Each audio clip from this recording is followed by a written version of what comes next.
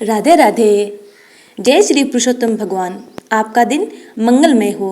भगवान पुरुषोत्तम की कृपा हमेशा आप पे बनी रहे। इसी मंगल कामना के साथ प्रवेश करते हैं पुरुषोत्तम मास महात्म्य यानी अधिक मास महात्म्य के 29वें अध्याय में। उम्मीद करती हूँ कि आपने पीछे के अध्याय का श्रवण पान कर लिया होगा। यदि नहीं किया है तो जरूर करें। भगवान श्री हरि विष्णु के सेवक पुण्यशील सुशील बोले, हे विभो, गोलोक को चलो, यहाँ देरी क्यों करते हो? तुमको पुरुषोत्तम भगवान का सामीप्य मिला है।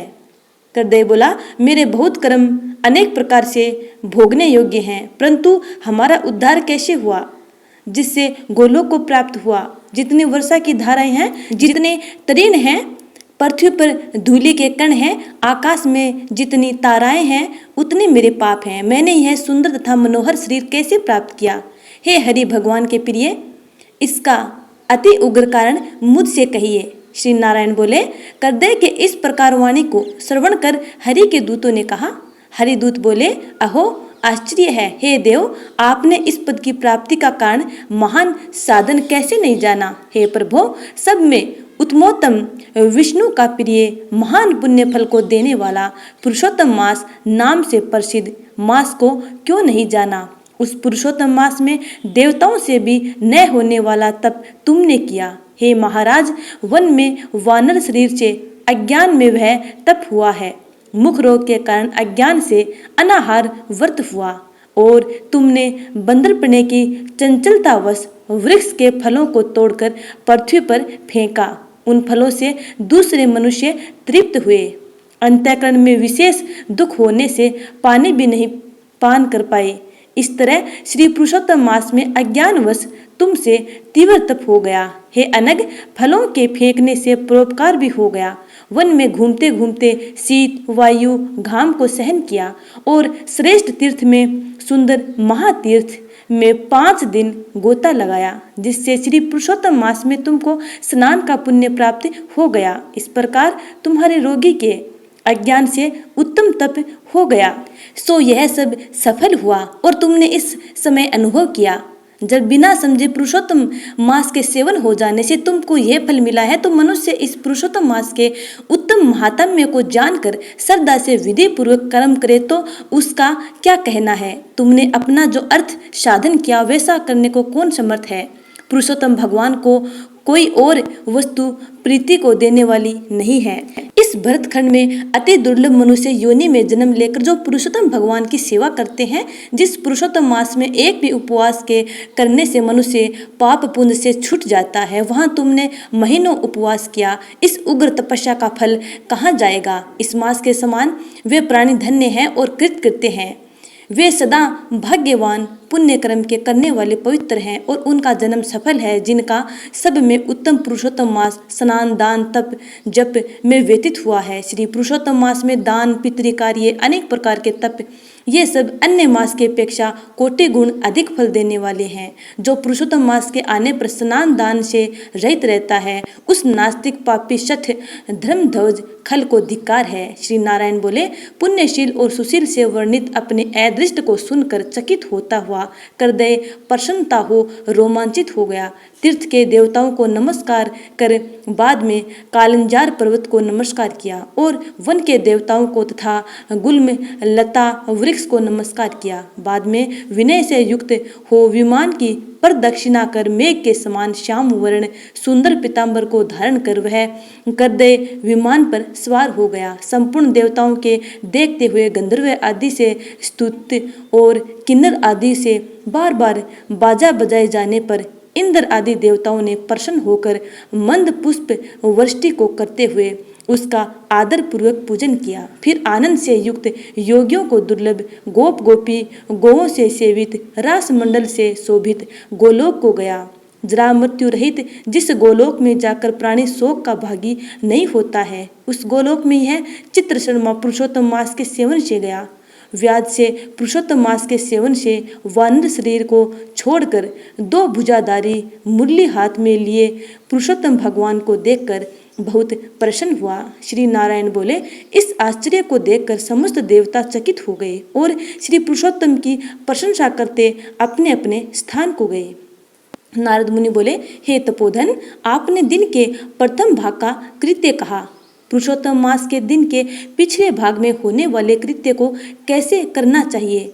हे बोलने वालों में श्रेष्ठ, गृहस्थ के उपकार के लिए मुझसे कहिए, क्योंकि आपके समान महात्मा सदा सबके उपकार के लिए विचरण करते रहते हैं। श्री नारायण बोले, प्रातःकाल के कृत्य को विधि पूर्वक समाप्त कर बाद में मध्याह्न में होने वाली संध्या को करके तर्पण को करो। देव, मनुष्य, पशु, पक्षी, सिद्ध, यक्ष, सरस, दैत्य, प्रेत, पिशाच, नाग, ये सब जो अन्न की इच्छा करते हैं वे सब मेरे से दिए गए अन्न को ग्रहण करें। फिर पंच महायज्ञ को करें, उसके बाद भूत बलि को करें और काक कुत्ता को श्लोक पढ़ता हुआ बलि देवे।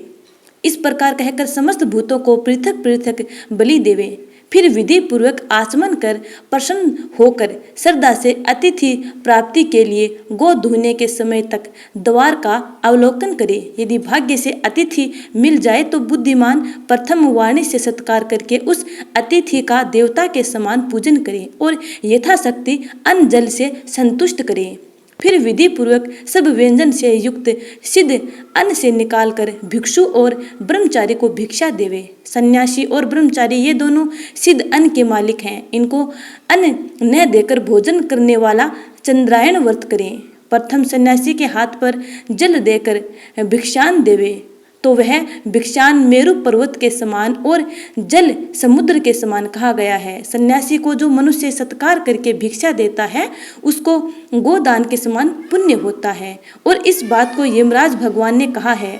फिर मौन होकर पूर्व मुख बैठकर शुद्ध और बड़े पात्र में अन्न को रखकर प्रशंसा करते हुए भोजन करें। अपने आसन पर बर्तन में एक वस्त्र से भोजन नहीं करें। स्वयं आसन पर बैठकर स्वस्थ चित्त प्रसन्न मन होकर जो मनुष्य अकेला ही अपने कांसे के पात्र में भोजन करता है उसके आयु, प्रज्ञा, यश और बल ये चार बढ़ते हैं। दिन में सत्यम तवर्तेन परिसिंचामि और रात्रि में रीतम व सत्येन प्रिपिंचामि। इस मंत्र से हाथ में जल लेकर निश्चय कर घृत व्यंजन से युक्त अन्न का भोजन करे। भोजन में से कुछ अन्न लेकर इस प्रकार कहे, भूपतये नमः प्रथम कहकर भुवन पतये नमः कहे, भूतानाम पतये नमः कहकर धर्मराज की बलि देवे। फिर चित्रगुप्त को देकर भूतों को देने के लिए यह कहें, जिस किसी जगह स्थित भूख प्यास से व्याकुल भूतों की तृप्ति के लिए यथा सुख यह अक्षय अन्न हावे। प्राणाय, अपानाय, व्यानाय, उदानाय तथा समानाय कहे। प्रणव प्रथम उच्चारण कर अंत में स्वाहा पद जोड़कर घी के साथ 5 ग्रास जिह्वा से प्रथम निगल जाए, दांतों से न दबाए। फिर तन्मय होकर प्रथम मधुर भोजन करे। नमक के पदार्थ और खट्टा पदार्थ मध्य में, कड़वा तीखा भोजन के अंत में खाएं। पुरुष प्रथम द्रव्य पदार्थ भोजन करे, मध्य में कठिन पदार्थ भोजन करे, अंत में पुनः पतला पदार्थ भोजन करे तो बल और आरोग्य से रहित नहीं होता। मुनि को 8 ग्रास भोजन के लिए कहा। वानप्रस्थ आश्रमी को 16 ग्रास भोजन के लिए कहा। गृहस्थ आश्रमी को 32 ग्रास भोजन कहा और ब्रह्मचारी को अपरिमित ग्रास भोजन के लिए कहा है। द्विज को शास्त्र के विरुद्ध भक्ष्य भोज्य आदि पदार्थों को नहीं खाना चाहिए। शुष्क और बासी पदार्थों को विद्वानों ने खाने के अयोग्य बतलाया है।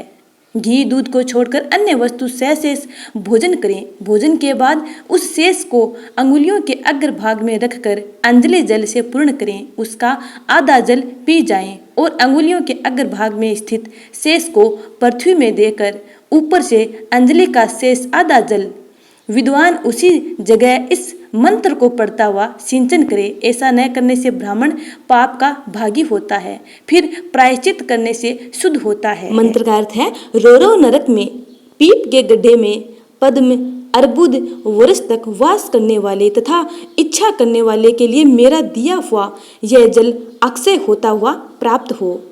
मंत्र पढ़ के जल से सिंचन कर दांतों को शुद्ध करें। आचमन कर गीले हाथों से पात्र को कुछ हटाकर उस भोजन स्थान से उठकर बाहर बैठकर स्वस्थ होकर मिट्टी और जल से मुख हाथ को शुद्ध कर 16 कुल्ला कर शुद्ध हो सुख से बैठकर मंत्रों को पढ़ता हुआ हाथ से उदर को स्पर्श करें। अगस्त्य, कुंभकर्ण, शनि, बड़वानल और पंचम भीम को आहार के परिपाक के लिए स्मरण करें, जिसने आतापी को मारा और वातापी को भी मार डाला, समुद्र का शोषण किया, वह अगस्त्य मेरे ऊपर प्रसन्न हो। इसके बाद प्रसन्न मन से श्री कृष्ण देव का स्मरण करें, फिर आचमन कर तांबूल भक्षण करें। भोजन करके बैठकर परब्रह्म श्री कृष्ण का उत्तम मार्ग के अविरोधी उत्तम शास्त्रों के विनोद से विचार करें। बुद्धिमान आध्यात्मिक विद्या का श्रवण करें। सर्वथा आजीविका से हीन मनुष्य भी एक मुहूर्त स्वस्थ मन होकर श्रवण करें। जो श्रवण कर धर्म को जानता है, श्रवण कर पाप का त्याग करता है, श्रवण के बाद मोह की निवृत्ति होती है, श्रवण कर ज्ञान रूपी अमृत को प्राप्त करता है। नीच भी श्रवण करने से श्रेष्ठ हो जाता है और श्रेष्ठ भी श्रवण से रहित होने से नीच हो जाता है। फिर बाहर जाकर यथा सुख व्यवहार आदि करें और सर्वथा सिद्धि को देने वाले श्री कृष्ण भगवान का मन से ध्यान करें। सूर्य नारायण के अस्ताचल जाने के समय तीर्थ में जाकर अथवा घर में ही पैर धोकर पवित्र वस्त्र धारण कर साय संध्या की उपासना करें। जो द्विजों में अधम प्रमाद से साय संध्या नहीं करता है, वह गोवध पाप का भागी होता है और मरने पर रौरव नरक को जाता है।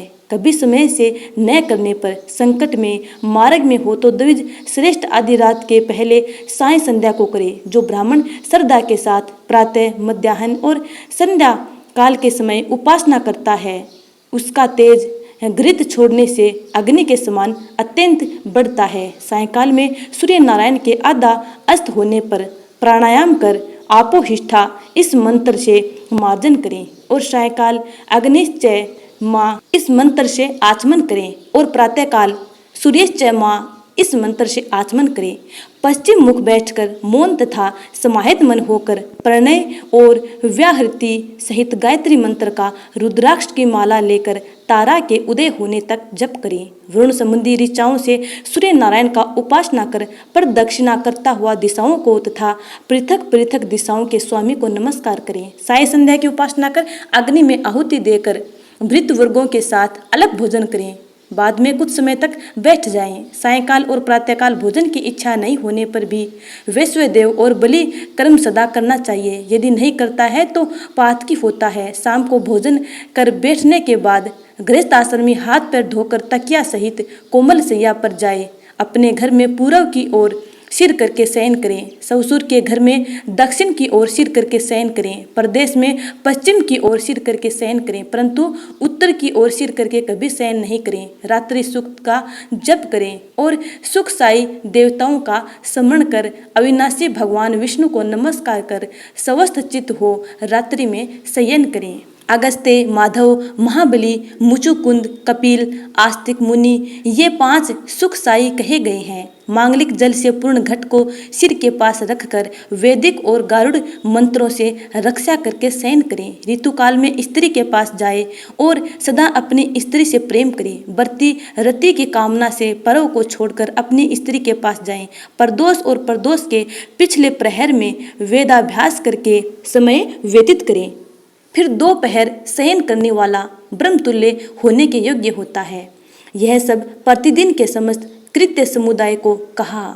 गृहस्थ आश्रम में भली भांति इसको करें और यही गृहस्थ आश्रम का लक्षण है। अहिंसा, सत्य वचन, समस्त प्राणी पर दया, शांति, यथाशक्ति दान करना गृहस्थ आश्रम का धर्म कहा है। पर स्त्री से भोग नहीं करना, अपनी धर्म पत्नी की रक्षा करना, बिना दी हुई वस्तु को नहीं लेना, शहद मांस को नहीं खाना, यह 5 प्रकार का धर्म बहुत शाखा वाला सुख देने वाला है। शरीर से होने वाले धर्म को उत्तम प्राणियों को करना चाहिए। श्री नारायण बोले, संपूर्ण वेदों में कहा हुआ यह उत्तम चरित्र गृहस्थ आश्रमी का लक्षण है। हे मुने, इसको लोक के हित के लिए संक्षेप में लक्षण के साथ आपसे मैंने अच्छी तरह कहा है। तो हे स्नेहीजनों, पुरुषोत्तम मास का 29वां अध्याय यहीं पे समाप्त होता है। उम्मीद करती हूँ कि आपको ये कथा अच्छी लगी है। यदि अच्छी लगी है तो लाइक, कमेंट कर, चैनल को सब्सक्राइब कर बेल आइकन को जरूर दबा लीजिएगा, ताकि आने वाली वीडियो का नोटिफिकेशन आप तक पहुँच जाए।